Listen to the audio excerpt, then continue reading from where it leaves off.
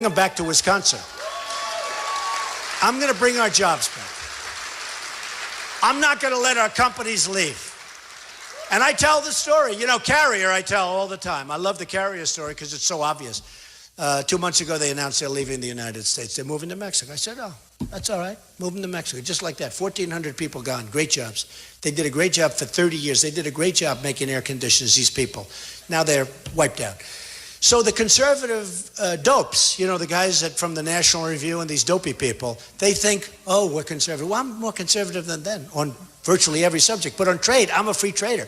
But you can only be a free trader if your leaders are smart. If your leaders are stupid, you can't be a free trader because they're going to, you know, do numbers on us. So Carrier's leaving. So Carrier said they're moving to Mexico. Oh, that's great. So I tell the story all the time. I call up Carrier. I say, listen, here's the story. Meaning I or one of my people, that I have all the best people, right? I call up, say, Mr. President. And my wife wouldn't let me call Carrier because she'd say it's not presidential. I'm not supposed to be calling as president an air conditioning company. But I'll do it anyway. It's so easy. It's just 5 minutes, darling. I love doing it. I love it. And I'd say to him, listen, good luck with your plant. I hope you do really well. I hope you sell lots of air conditioners. But now we have a real border. You know, we have a real border. And every air conditioner that comes into the United States, you're going to pay a 35% tax on that air conditioner. Okay?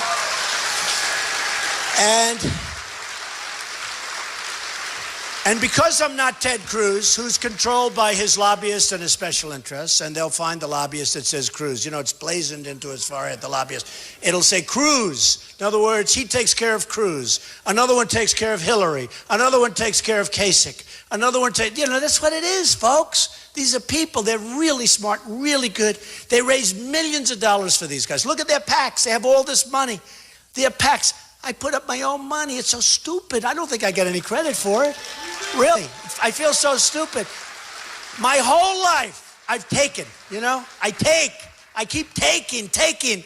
And now I'm telling people they want to give you $10 million. One guy, Donald, I want to give you $10 million. I say, this is so foreign to me. It's like, I say, I can't take it. He goes, what? He said, of course you can take it. I said, I can't. Another guy wants to give me $5. I'm turning down all this money. All of this money. And my whole life has been the opposite. I take. And I say it. I keep taking. But now I'm going to take for you. I'm going to take for the United States. I'm going to take. But these lobbyists have total control over these people. And they'll go to Cruz and they'll say, no, you have to do this, you have to do that. So if Cruz is president, number one, he wouldn't make the call because it's stopping from even making the call, because it would never happen. With me, I'll have people call. I'll say, hey, you know what? You didn't give me anything. I'm not doing anything. I just want to do what's right. The only people I'm working for are you. Believe me. Believe me. I don't need money. I don't want your money. I want you to vote on Tuesday. That's all I want you to do. The only people. And I've told the story, and this is true for Ford, and it's true for Nabisco. I'm just using Carrier as the example, but it's true for all these companies. So look, here's what happens. So I call. I'll say, call me back. He'll call me back. I will have been approached by lobbyists, by special interest groups. I will have been approached by everybody. I'll say, call me back. He'll call me back within 24 hours. He'll say, Mr. President, we're staying in the United States. That's what's going to happen. 100%. 100%. 100%. Now, I guarantee you that nobody from the United States ever called Carrier Corporation. Nobody from the United States ever put pressure on Ford that we can't do this. You can't build a $2.5 billion plant in Mexico. We got to keep you in the United States. Nobody ever told Nabisco that you can't move your factory from Chicago into Mexico. Nobody ever said that. Nobody told Pfizer you can't move to Ireland. You know, Pfizer, great pharmaceutical company, 6,000 jobs, the best jobs. They're leaving the United States. They're going to move to Ireland, which is great. I have a lot of property over in Ireland, but, you know, what are you going to do? But they're moving to Ireland. Nobody ever, did anybody talk to them, negotiate with them? Nobody talks, they leave. Thousands of jobs gone. Me, I'm going to talk to them. Me, when they send their product in, believe me, their product doesn't get freebies anymore. There's no more freebies. And all these politicians, because they're all taken care of. They're all taken care of through campaign contributions, all of them. And probably other ways, but I don't want to talk about that. But they're all taken care of, right? And they don't do anything to keep these people because they're told you can't. Pfizer has some of the greatest lobbyists in the world, so they get left alone.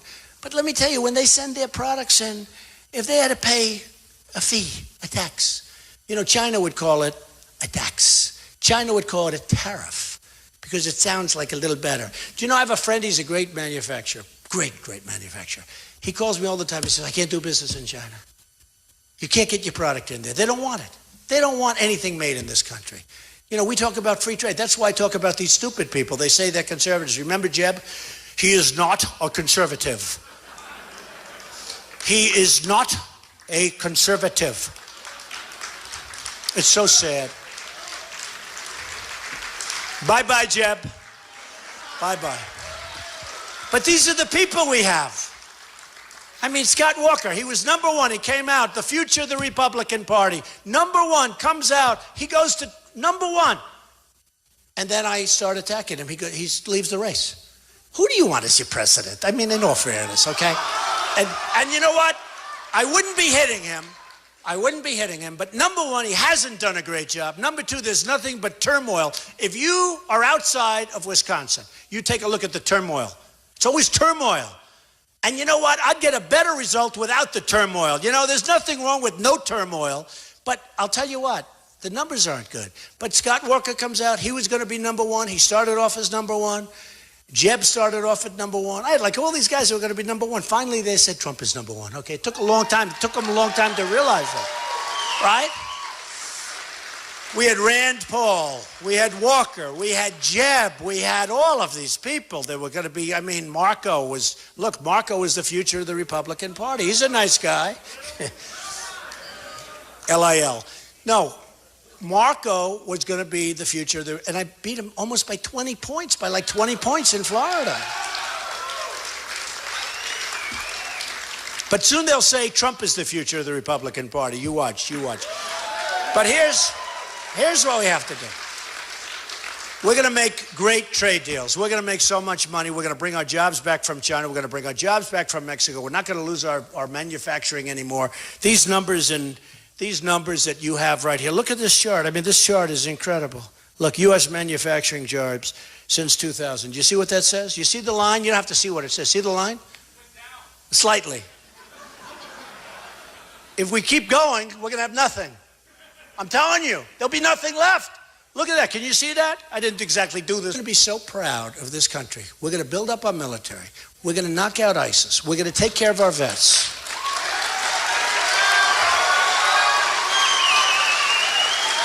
We're going to have a strong border. We're going to have a great wall that Mexico is going to pay for. We're going to get rid of Common Core, and we're going to have local education.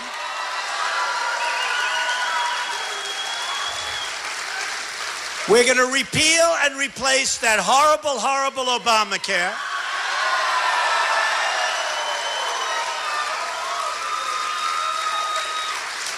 And I'll tell you, here's a story. So it's sort of like, why do you do it? I didn't need this.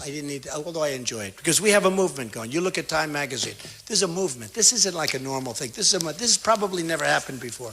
Millions and millions of votes. Now, the Republican Party, they view me as, a guy. They don't want me because I don't want money. I don't want their money. I don't want the lobbyist money. I don't want all these people. They're going to be saying like, we can't get to Trump. Because it's a crooked system. We can't get to Trump. So I got all these people against me. That's why it's important that I win. I don't want to go in there looking at the second ballot, because it's probably, with the way the thing is, it's crooked as hell. Hey, look, what happens? I win the state of Louisiana, okay? Now, I'm a little bit younger then, because it was a couple of months ago. I learned. I go in, I made speeches. I had a speech the final night in this massive hangar. I pull up in my plane, I get out of my plane. Thousands and thousands of people in Louisiana. Great place, great people. I go into Louisiana, I make a speech, I make another speech, I'm all over. The election gets held. I win. Donald Trump wins the state of Louisiana, right? That's the good news. The bad news is because it's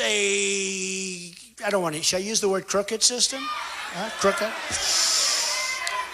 The bad news is because it's a certain type of system. I win the state. I get thousands of more votes than Cruz. Thousands.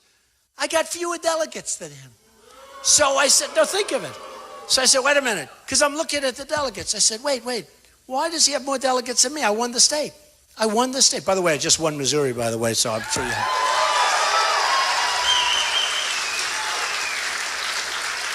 But I win Louisiana. I'm speaking in front of thousands of people for a week. I win, and I get fewer delegates than he's got. Okay, it's not fair, folks. It's not fair because I'm the outsider. And what they do is they want to knock out the outsider because they want to keep their little party going. And the reason our country owes 21 trillion, not billion, trillion dollars, okay? The reason we owe all of this money is because of this system. So here's what we got to do.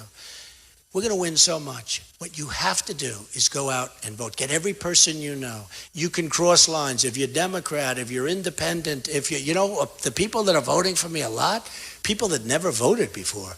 We have a huge, I never realized. When I do, the scrum, I do the signing, I do whatever, I shake hands with people. So many people say, Mr. Trump, they're 30, 40, 50, 60. One woman is 93 years old from Tennessee, like this great woman, beautiful woman. She's incredible. She's going to vote for the first time.